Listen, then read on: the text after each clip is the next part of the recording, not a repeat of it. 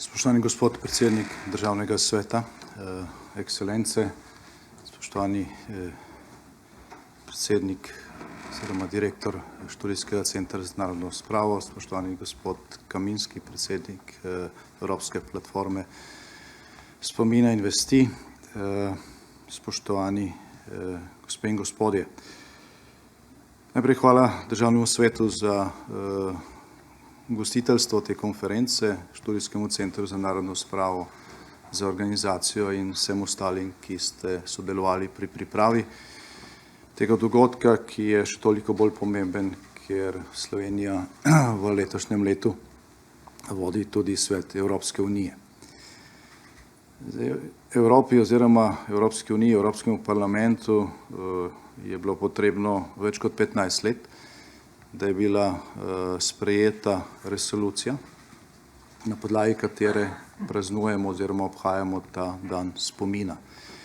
Zdaj že ta časovna distanca med padci totalitarnega komunističnega režima v Evropi oziroma med padcem Berlinskega zidu, ki je nekakšna simbolna prelomnica, in med tem, da je Evropski parlament odločil o takšni resoluciji, kaže na to, da gre za zapleteno vprašanje, ki je delilo duhove ne samo na vzhodu, ampak tudi v zahodnem delu Evropske unije. Zdaj, s tem vprašanjem se je prej bolj podrobneje in bolj, bi lahko rekli, ob svežem spominu ukvarjala neka druga evropska institucija, Svet Evrope. Svet Evrope je sprejel 2 resoluciji na to temo, ki sta, bi lahko rekli, bolj natančni, zato ker sta bili sprejeti v 90 letih, ko so bili spomini še sveži. In dejstvo je, da se v tem trenutku, če gledamo vsa ta 30 letja nazaj, žal v velikem delu Evropske unije uresničuje tisto opozorilo iz resolucije številka 1096 Parlamentarne skupščine Sveta Evrope, ki opozarja na to, kaj nas lahko čaka v Evropi oziroma v delu Evrope, če razgradnja dediščine totalitarnih režimov ne bo celovita. Žal je Slovenija danes med tistimi postkomunističnimi državami, kjer smo najbolj globoko obtičali nekje na sredi poti.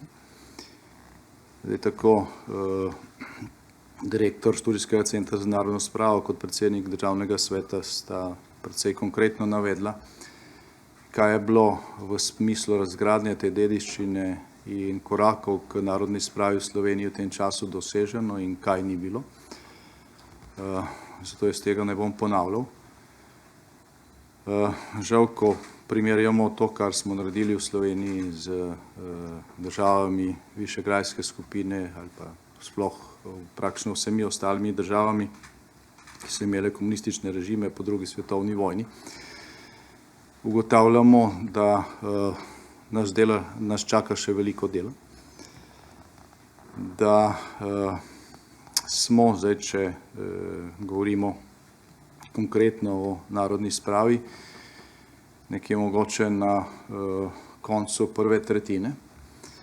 Se pravi, v tem času smo predvsem uspeli ohraniti spomin pred pozabo. Danes nihče v Sloveniji ne more reči, da ne pozna ali pa da nima možnosti, da pozna vso resnico.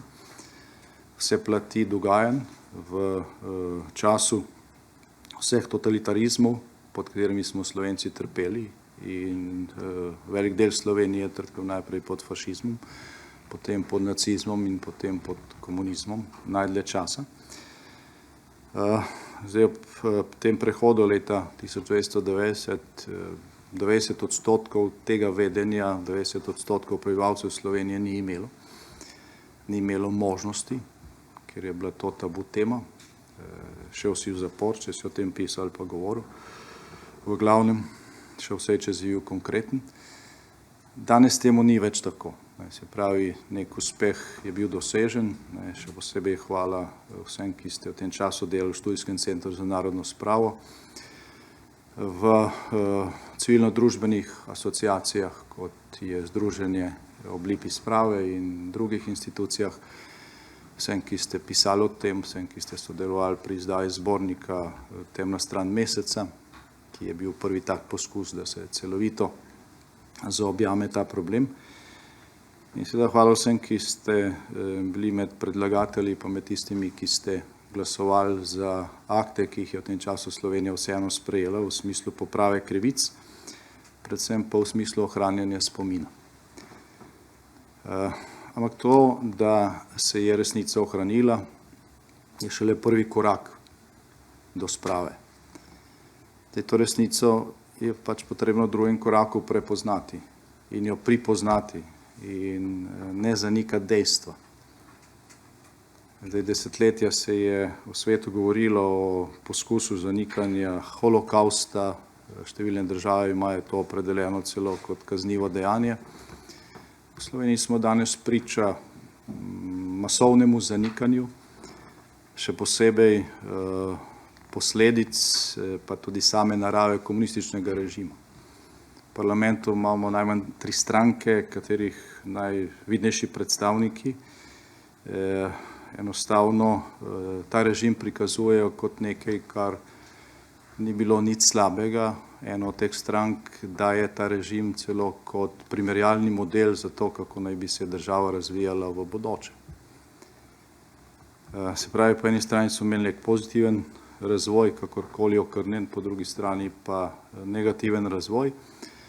Zdaj še vse je skrbi, ker so med tistimi, ki totalitarni režim prikazujejo kot nekaj dobrega, tudi številni mladi, ki so šli čez slovenski šolski sistem v zadnjih desetletjih in kjer je bila storjena očitno pri vzgoji in izobraževanju strateška napaka, ki seveda ni bila slučajna.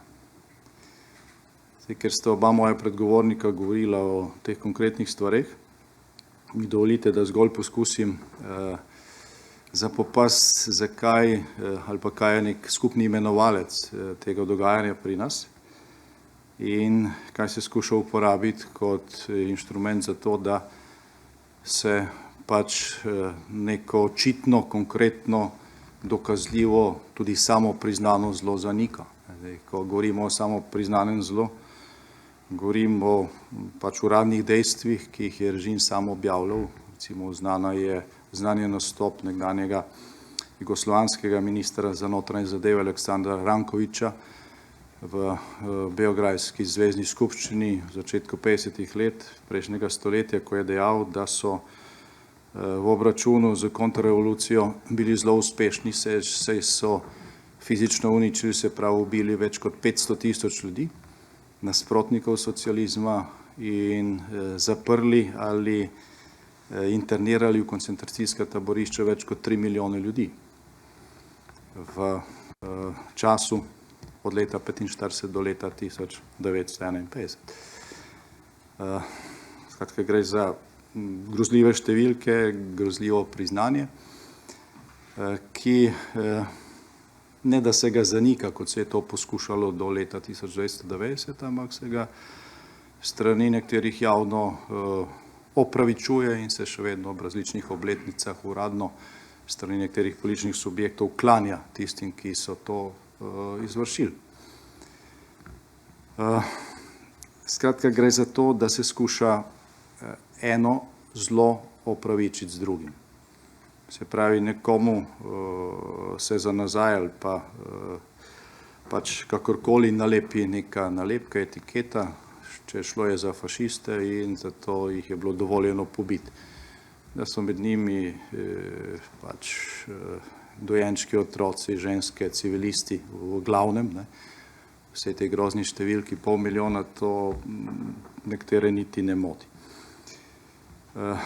Torej tisto, kar nas v tem drugem koraku v Sloveniji še čaka, je doseganje soglasja okrog dejstva, da enega zla ni mogoče upravičiti z drugim zlom. da s tem, ko se eno zlo spopade z drugim, s tem še ne postane dobro. Mi pa tudi preko množičnih medijev v Sloveniji posredno, še posebej v zadnjem desetletju, poskušamo, da je neko zlo postalo dobro, ker se je spopadlo z drugim zlom. In da to opravičuje vse. In poslušamo, kako je bila recimo Srebrenica največji množični zločin po drugi svetovni vojni na ozemlju bivše Jugoslavije, kar seveda ni res. Srebrenica je bila velik zločin, ampak število pobitih tam je v primerjavi z 500 000 ljudi, ki so bili pobiti v Jugoslaviji po drugi svetovni vojni, da bistveno manjše.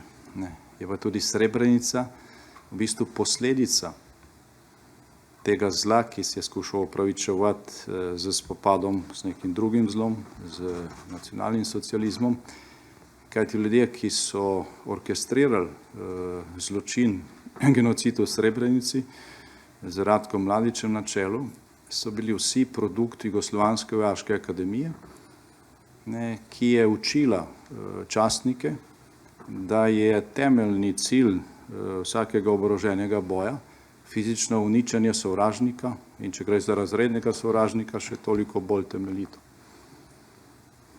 Se pravi, ljudje, ki so zločin v Srebrenici izvajali, so delovali na podlagi uradne doktrine Jugoslovanske komunistične vojaške akademije, ki jih je to naučila.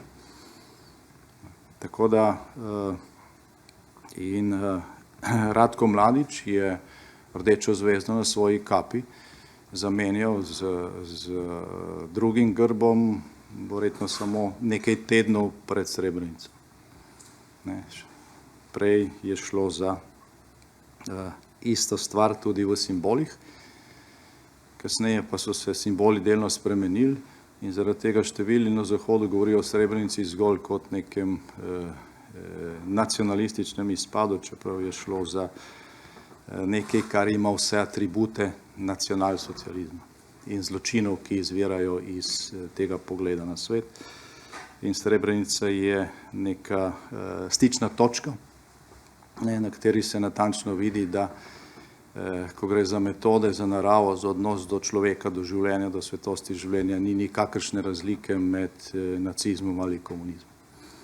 Gre za natančno isto stvar, zaradi tega seveda tudi Stalin in Hitler oziroma Ribbentrop in Molotov niste imeli nikakršnih težav, ko gre za vprašanje načel, principov, vesti, filozofskega pogleda na svet, ko sta podpisala tisti znameniti pakt, ki je eno tako simbolno dejanje, ki seveda zaradi katerega ali pa na dan storitve tega tudi obhajamo ta spomin na žrtve vseh totalitarizmov v Evropi. Dovolite mi, da zaključim z neko zaskrbljenostjo glede na to, da recimo v odnosu med nekaterimi evropskimi dejavniki v zadnjem času do totalitarnih režimov, do zločinskih režimov opažamo dosti podoben pristop, kot smo ga lahko opažali v nekem obdobju v 30 letih prejšnjega stoletja do nacizma v Nemčiji, ko se je govorilo, pač s Hitlerjem se je treba pogovarjati, boljš pač 100 let pogajanj kot en dan vojne in tako naprej. In zaradi tega Zahod dejansko ni reagiral, dokler ni bil sam neposredno ogrožen. Zdaj, podobne stavke danes, če bi šli delati slovnično primerjavo, bi našli podobne stavke danes, ko nekateri govorijo tako o iranskem režimu, kjer so v zadnjih volitvah prišli na oblast ljudje, ki so zagrešili genocid nad lastnim ljudstvom ravno v času, ko se je v Evropi pač rojevala svoboda. In še nekaj takšnih režimov bi lahko našteli v soseščini Evrope. Tako da danes, ko se pač spominjamo žrtev totalitarnih režimov na evropskih tleh, ne glejmo samo nazaj, ampak glejmo tudi naprej. Ker če se iz zgodovine nismo sposobni nič naučiti, bomo obsojeni na ponavljanje. In glede na to, da govorim kot predsednik vlade neke države, ki ima tukaj še ogromno za postoriti, govorim to smrtno resno in tudi z samokritiko. Dovolite mi, da zaključim z globokim poklonom žalosti v spomin na vse tiste stotine milijonov, ki so trpeli pod totalitarnimi režimi, na desetine milijonov tistih, ki so bili pomorjeni, z poklonom spoštovanja do vseh tistih, ki so se totalitarizmu uprli. Globok poklon sem tudi tistim, ki se jim še vedno upirajo, in z obljubo podpore vsem tistim, ki ohranjate spomin na te žrtve pred pozabo. Hvala lepa.